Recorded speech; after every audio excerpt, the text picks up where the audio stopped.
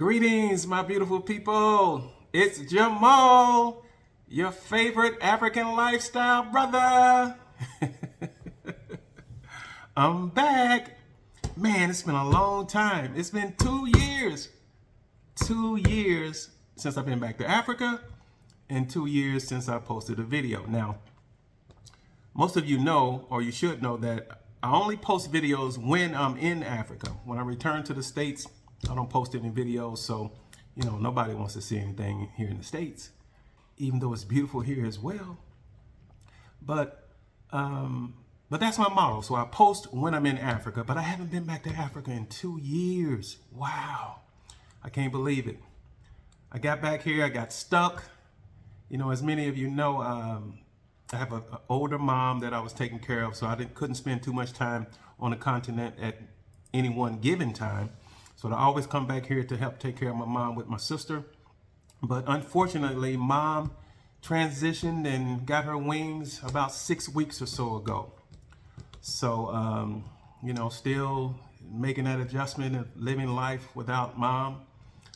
It's weird, man. Many of you who have lost your mom and father, you know how that is. But so it's new. It's new, and just getting adjusted to that. But with that being said, yes, it's time to get back. I decided that I would come on my channel today and let people know that the channel is not dead. It's been on vacation, or it's been hospitalized or something, but it hasn't been active. But the channel is not dead. So I'll come back today just to let you know that I will be posting videos on a more regular basis, even though I'm not in Africa at the moment. I'm still going to post some videos because I want to keep the channel live.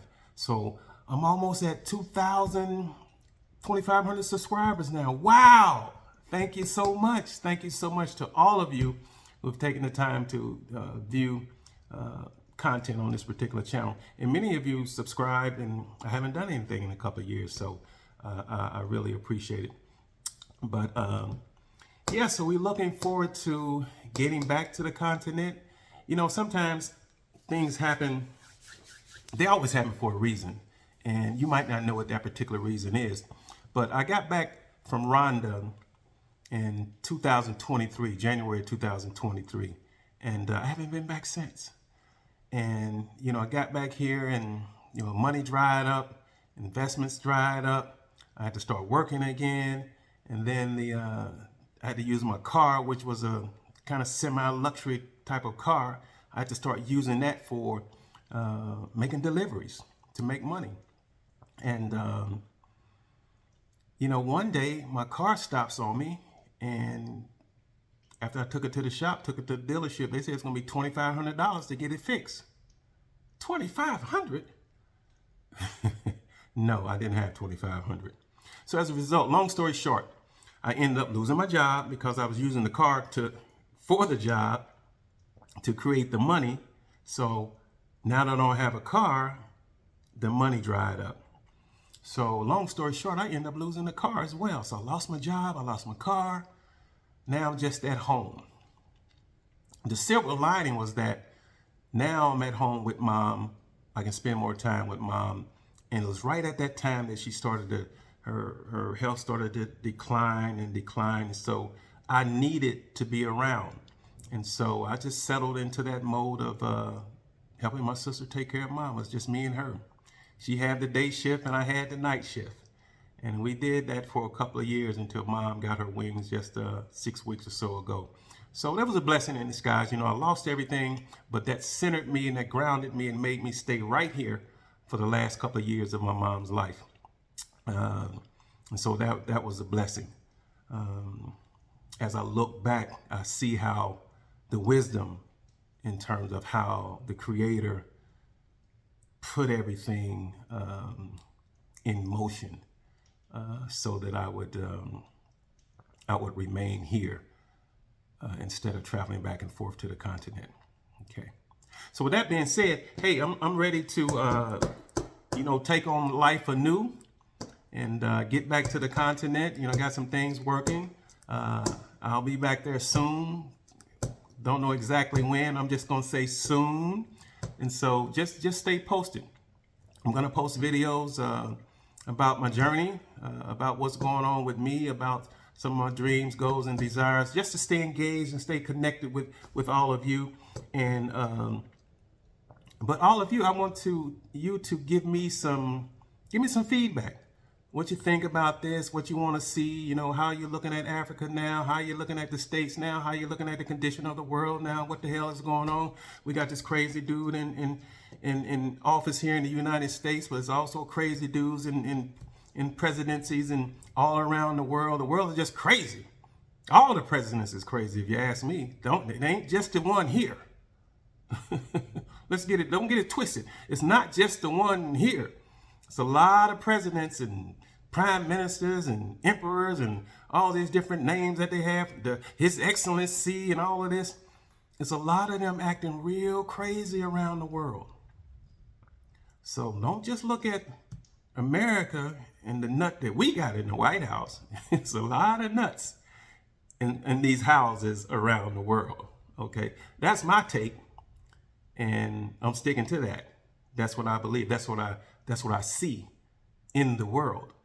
And so it's my opinion that the powers that be, they want us to think that the world is disjointed and not connected, that every country is doing their own thing. And they are to a certain degree. But the reality, the way I see it, is that all these countries are connected. They're all connected. And they all support each other in whatever is going on so that they all can stay in power together. You see, if one leader takes another leader down, right, then their leadership is in jeopardy because they can be taken down as well. So they do things across the board to make sure all of them stay in place.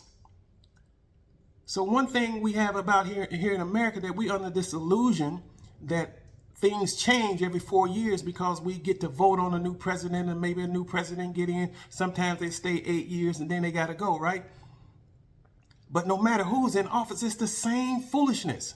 Just a different flavor, but it's the same foolishness. Trust me. It's the same. So then you got leaders in Africa who've been in office and been in charge for 25, 30, 40 years. Come on, man. I'm telling you, the world is in cahoots. It's one world. And it's operating as one world government. It's trying to get to that point where it's just abundantly clear that's one world government. But right now, it's kind of under the radar. See, they don't want you to know that it's one world government. You see, when things happen in the United States and our president does what he does, then the rest of the world chimes in. It affects them. So they chime in and say, hey, what's going on? Hold on. What happens here affects other places in the world. And other places, what happens in other places of the world affects here. It's all connected. So don't get it twisted. Don't just look at this crazy president here. Look at all the crazy presidents around the world. Whether it's the dude in Russia, whether it's the dude in China, whether it's the dude in Israel, they all hooked up, man.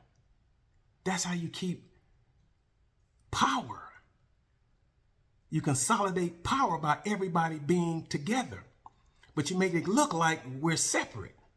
So China's going to, if the United States does something, China comes out and says a certain thing, act like they pissed off. But then they go behind closed doors and talk about, yeah, we got them good, didn't we? Then Russia does something. They say Russia is meddling with the United States elections. How? How? Unless y'all connected. You see? So, you know, everybody just okays, everybody in the world just kind of okays what goes on in Israel. Don't nobody stand up and say, hold up. Hold up, Israel. Y'all doing too much.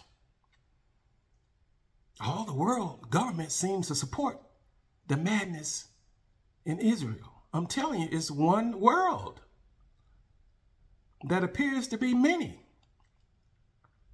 But anyway, I'm, I'm gonna get off that particular rant.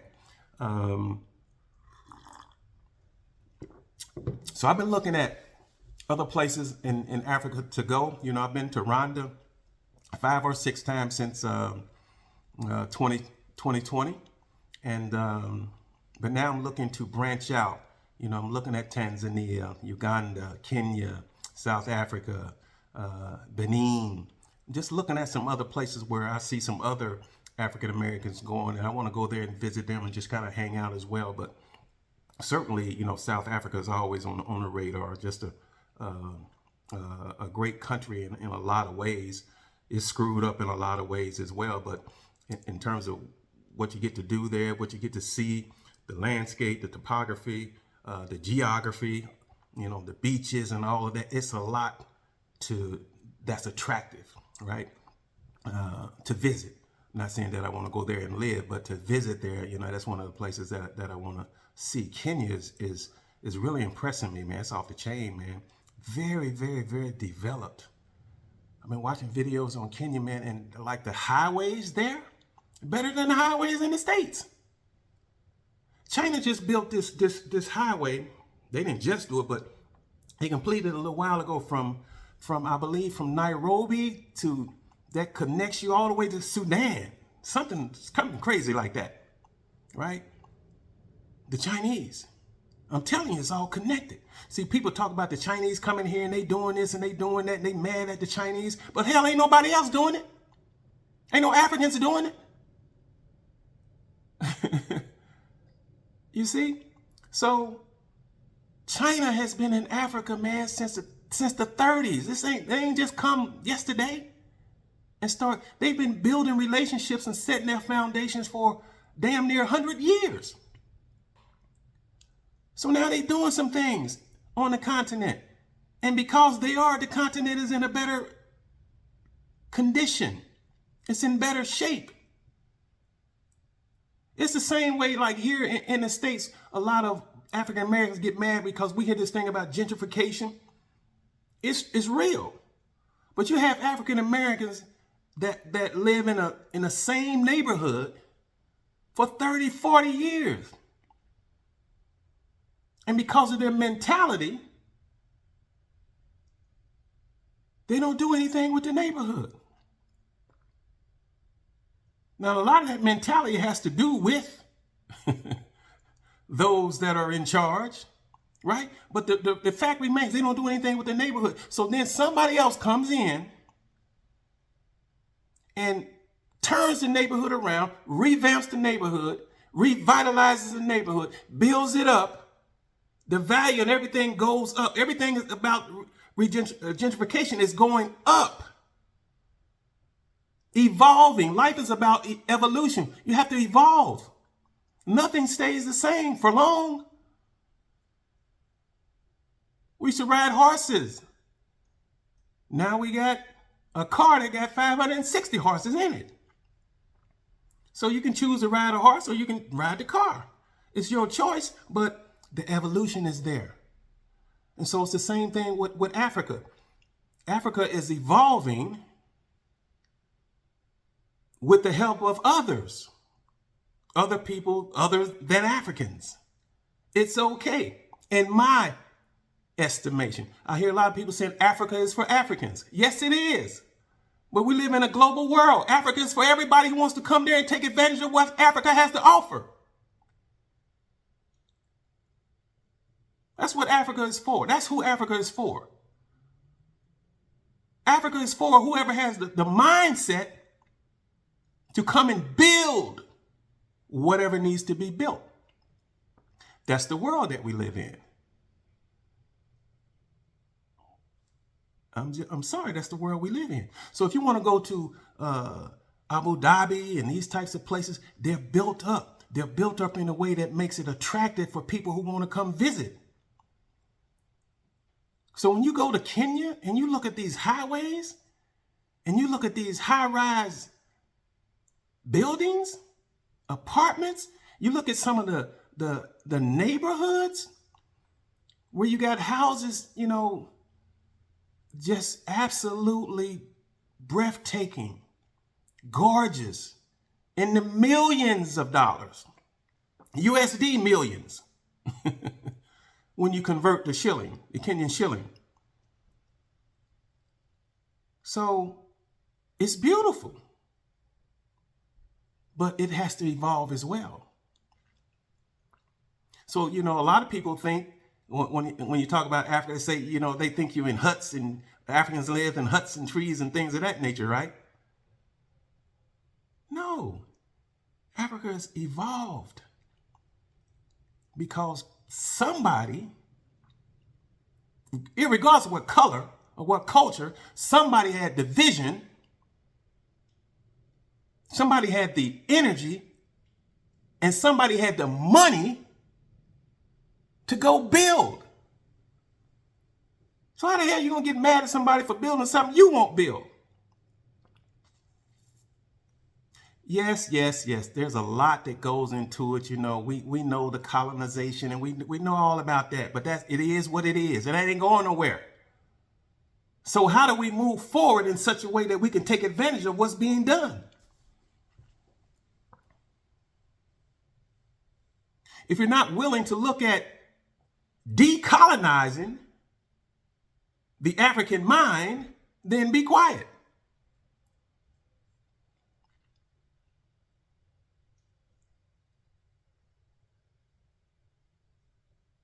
That's the African's job, is to decolonize. You can't expect the colonizer to offer you solutions to decolonize yourself. That's not the way it works.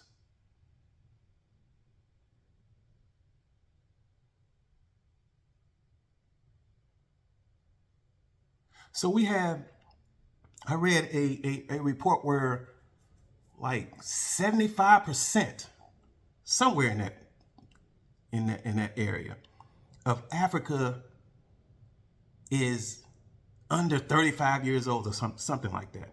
The point is, you have a large percentage of Africans across the continent that are very young, and they need things to do. The government in most of these countries are not providing jobs, period. The unemployment rate stinks. It sucks.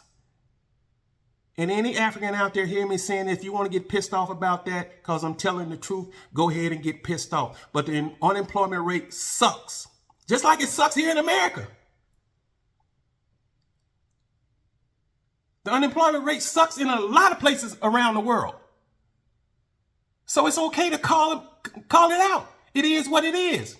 If it's a spade, it's a spade. So Africa's youth, they're looking for something to do. The government is not providing jobs, so what do they do? What do they do? Some of them are looking to leave Africa in search of better opportunity. Just like folks leave England, folks leave Korea, folks leave China, folks leave everywhere in the world going somewhere else in search of a better life. Africans coming to Canada, Canadians going to the US, Canadians going to Britain, the UK. People are moving all around the world. And we're under this illusion that everybody got to stay in Africa. All the Africans got to stay, or you should stay in Africa. But why?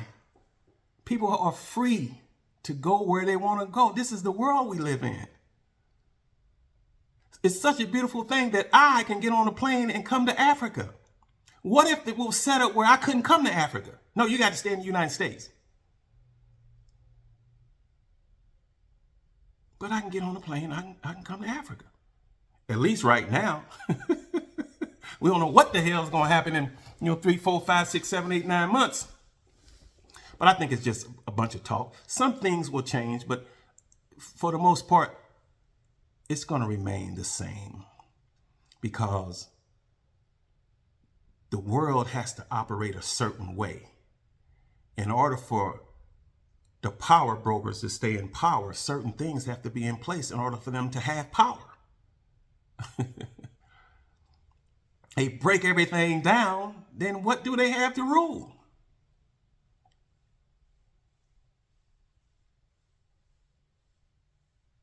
Life is good, eh? So wherever you are, give thanks. Give thanks for your life. You woke up this morning. Many of you have a house that's furnished. Many of you have a refrigerator full of food. Many of you have a pantry full of food. Many of you have cars. Many of you have 15, 20 pairs of shoes, all kind of clothes to wear, hats and things.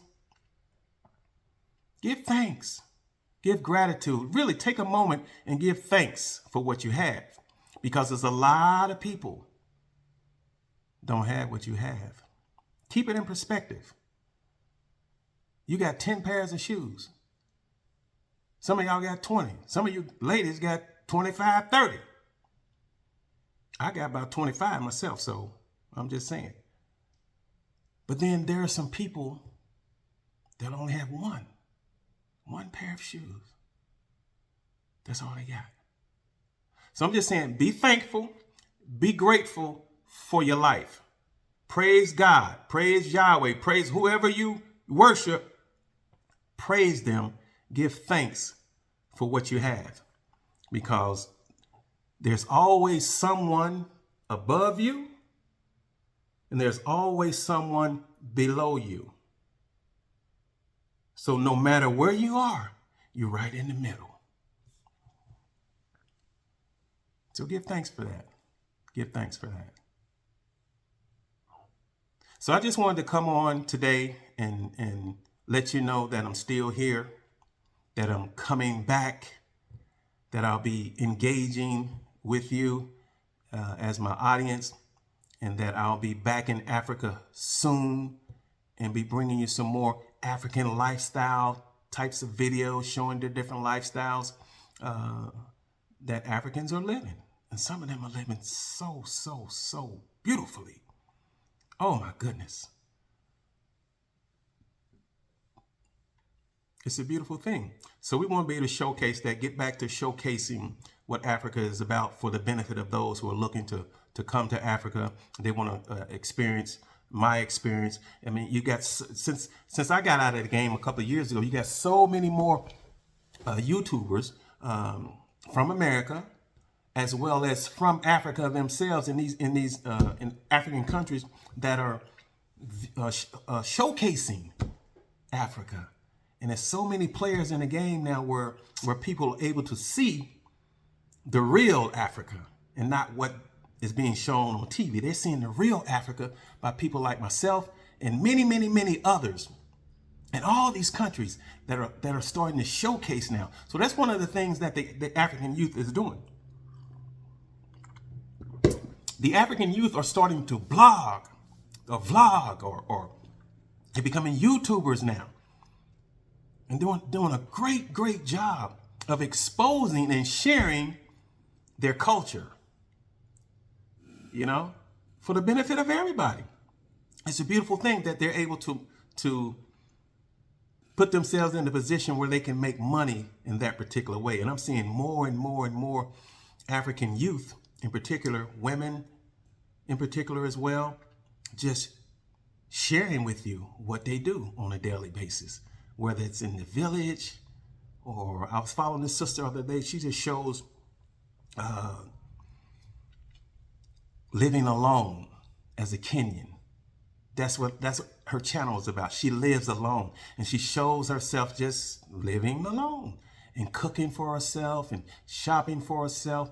And it's a beautiful experience because you get a chance to see through her the Kenyan culture.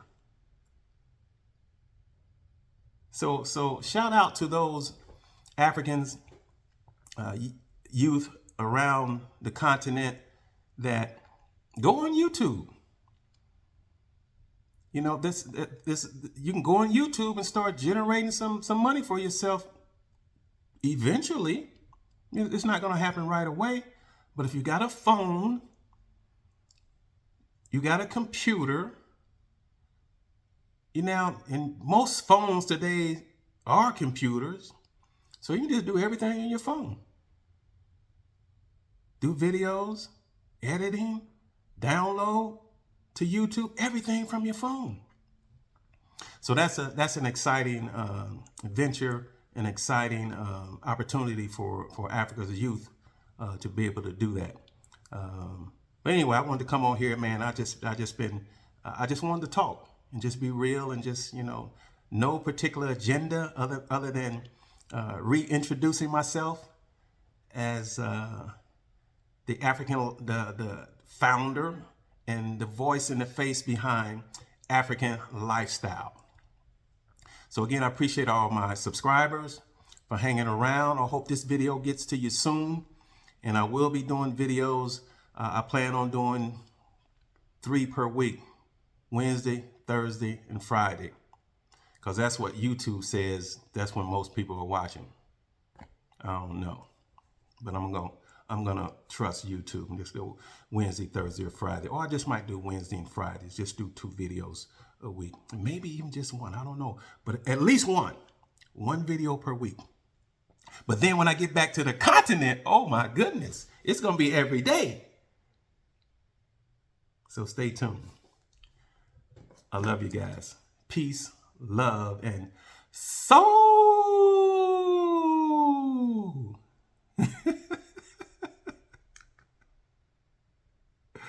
Yes, yes, yes. I'm out, y'all.